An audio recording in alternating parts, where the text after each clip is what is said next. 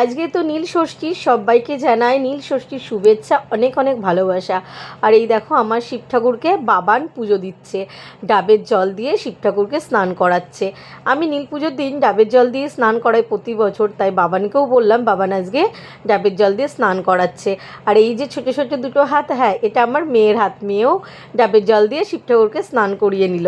তারপরেই দেখো বাবান পইতে পরিয়ে দিচ্ছে ঠাকুরকে, তো বাবানই পুজো দিয়ে দিচ্ছে। আমি উপোস করেছি কিন্তু পুজোটা বাবান দিয়ে দিচ্ছে।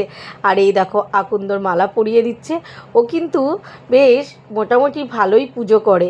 এই দেখো ধুতরা ফুল, কাটা ফুল, বেলপাতা সব দিয়ে শিব ঠাকুরকে বাবান পুজো দিয়ে দিল।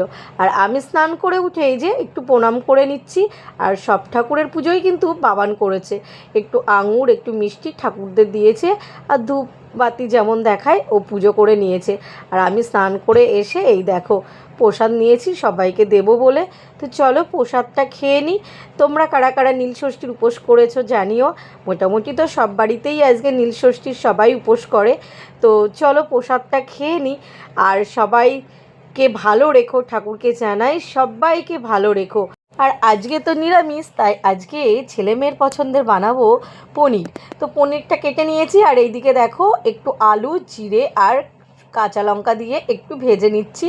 আর এইদিকে পনিরটা একটু গরম জলে নুন দিয়ে তাতে রেখে দিয়েছি, কিছুক্ষণ রেখে দিয়ে এইদিকে দেখো তেজপাতা, জিরে, আদা ফোড়নে, আর এইদিকে ধনে, জিরে, রেড কাশ্মীরি চিলি, হলুদ, নুন দিয়ে জলের মধ্যে একটুখানি 5 মিনিট মতন পেস্ট করে রেখেছিলাম, গুলিয়ে রেখেছিলাম, ওই পেস্টটাই আমি দিয়ে দিলাম। তো চলো ভালো করে একটু নাড়াচাড়া করে নিই। আমি না আজকে আলু দিয়ে ফার্স্ট টাইম করছি, কিন্তু নিজের মতো করে করছি। তো কেমন হবে সেটা জানতে হলে পুরো লাস্ট পর্যন্ত একটু ভিডিওটা দেখো, আর তোমরাও ট্রাই করো। দিয়ে দিলাম একটু জল। তো চলো জল দিয়ে আর একটু ভালো করে একটু নাড়াচাড়া করে নেবো। আর দেখো অ্যাডজাস্ট হওয়ার জন্য একটু চিনি দিয়ে দিলাম। তো চলো নাড়াচাড়া করে নিই। আমার কিন্তু আলুটা সেদ্ধ হয়ে গেছে। এবার দিয়ে দিলাম পনিরটা। তো চলো একটু ফুটে উঠলে কিন্তু আমার পনির রেডি হয়ে যাবে, কেননা আলুটা আমার সেদ্ধ হয়ে গেছে। আজকের এই ব্লগটা কেমন লাগলো তোমরা কিন্তু অবশ্যই জানিও, আর রেসিপিটা কেমন লাগলো সেটাও জানিও। তো দেখো ওপর থেকে আমি এবার দিয়ে দেবো একটু, কি বলো তো, হ্যাঁ ওটা দিলে আর একটু টেস্ট বেড়ে যাবে। এই যে একটু গরম মশলার গুঁড়ো ওপর থেকে দিয়ে দিলাম। সবাই কিন্তু খাওয়ার পরে বলেছে দারুণ হয়েছে পনিরটা, তোমরা একবার ট্রাই করো।